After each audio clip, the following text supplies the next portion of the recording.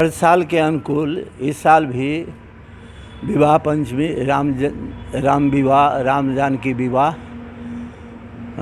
होता है और मनाया जाता है। और मिथिला धाम में भी कई वर्षों से मनाया जा रहा है और हर साल का परंपरा रहा है। नगर भ्रमण करते हैं। नगर भ्रमण करने के बाद मिथिला धाम वापिस आ करके कार्यक्रम को आगे बढ़ाते हैं, जिसमें राम जानकी का विवाह कराया जाता है।